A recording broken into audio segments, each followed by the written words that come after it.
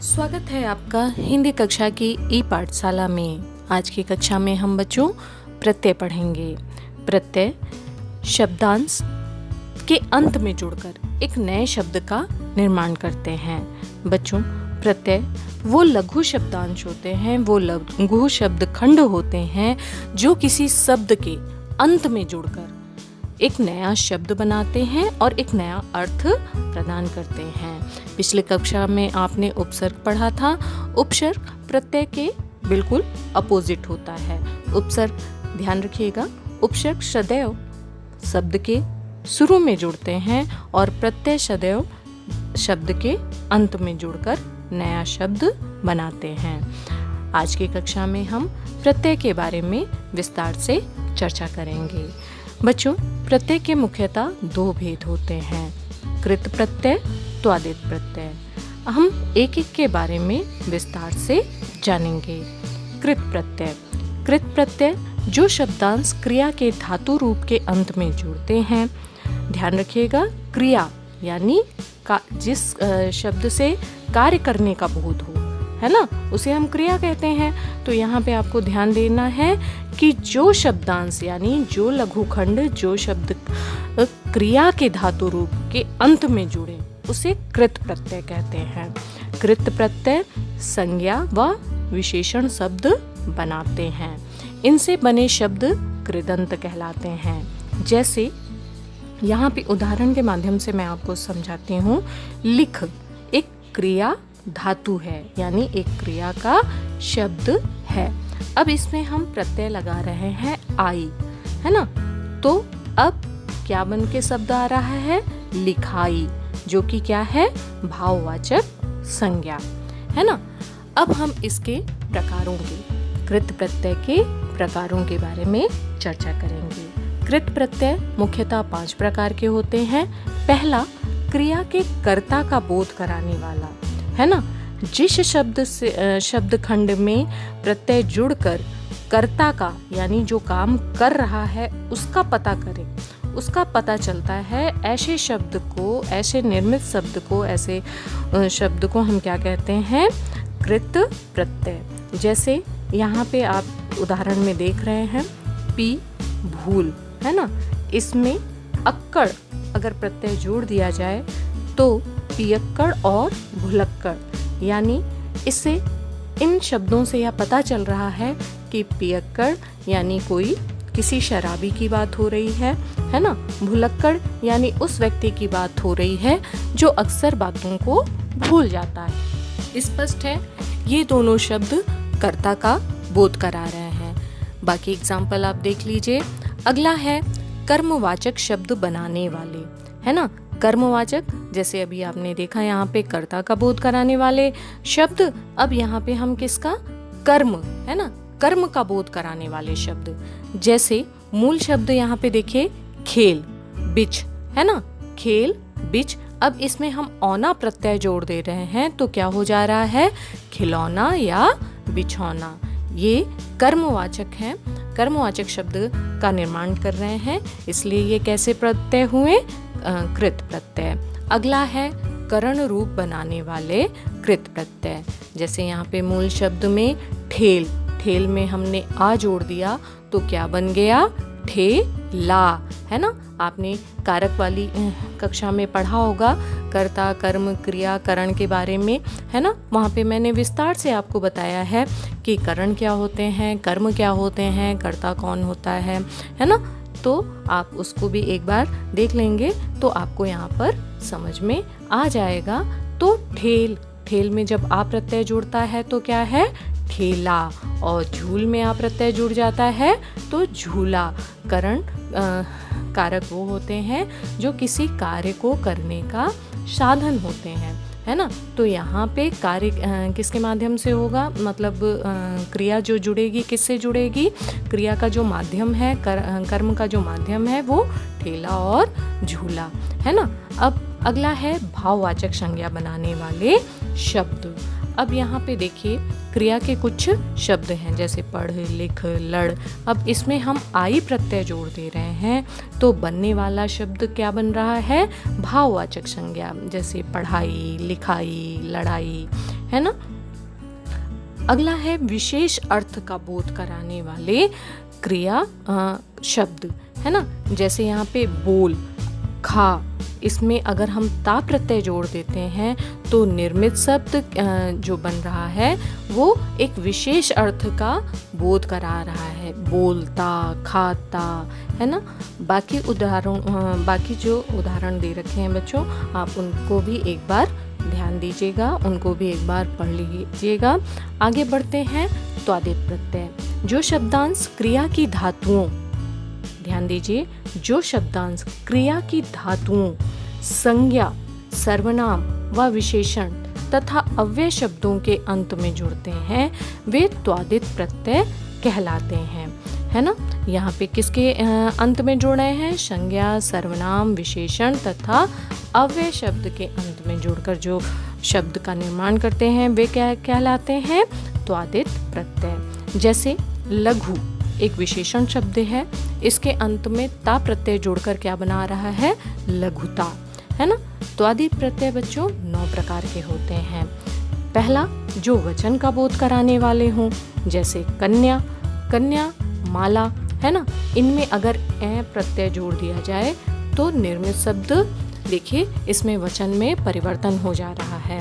पहला जो मूल शब्द था हमारा एक वचन में, और जो निर्मित शब्द है, जो उससे बना हुआ शब्द है प्रत्यय जोड़ने के बाद, वो किसका बोध करा रहा है? बहुवचन का। कन्याएं, मालाएं। आगे बढ़ते हैं। किसी कार्य के करने का बोध कराने वाले, यहाँ पर देखिए किसी कार्य के कराने का, है ना, किसी कार्य के कराने का बोध कराने वाला। जैसे मूल शब्द है सोना, उसमें हमने आर प्रत्यय जोड़ दिया तो क्या बन गया? सुनार, है ना। इसका मतलब बच्चों कि सोने का जो काम करता है वो कौन होता है? सुनार। उसी तरह यहाँ पे देखिए पत्र मूल शब्द है, उसमें कार प्रत्यय जोड़ दिया तो क्या हो गया? पत्रकार। आगे बढ़ते हैं। अगला है पुल्लिंग से स्त्रीलिंग बनाने वाले शब्द, है ना। अब हम उन प्रत्ययों की चर्चा करेंगे जो पुल्लिंग शब्दों में जुड़कर स्त्रीलिंग में परिवर्तित हो जाते हैं। जैसे पुत्र में यदि हम ई प्रत्यय जोड़ देते हैं तो पुत्र से क्या बन जाता है? पुत्री। पुत्र यहाँ पे पुल्लिंग शब्द है ना, मेल शब्द है, लेकिन जब ई प्रत्यय जुड़ जा रहा है तो पुत्री यानी स्त्रीलिंग यानी फीमेल में बदल जा रहा है। उसी तरह लड़का, लड़का में भी ई जोड़ देते हैं तो क्या बन रहा है? लड़की। आगे बढ़ते हैं बच्चों। संबंध का बोध कराने वाले।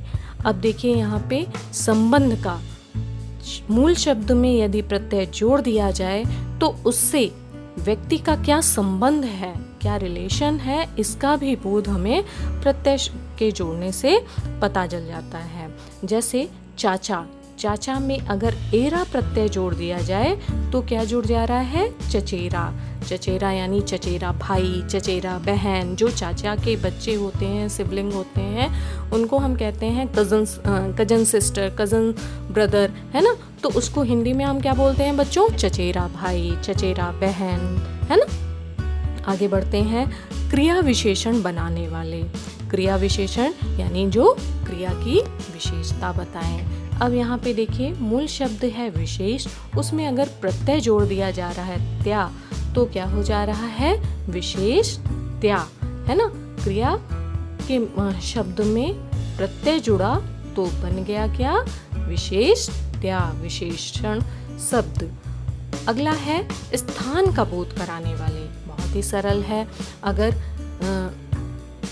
किसी मूल शब्द में कोई प्रत्यय जोड़कर उस स्थान का बोध हो जहाँ की बात हो रही है तो इससे क्या होता है?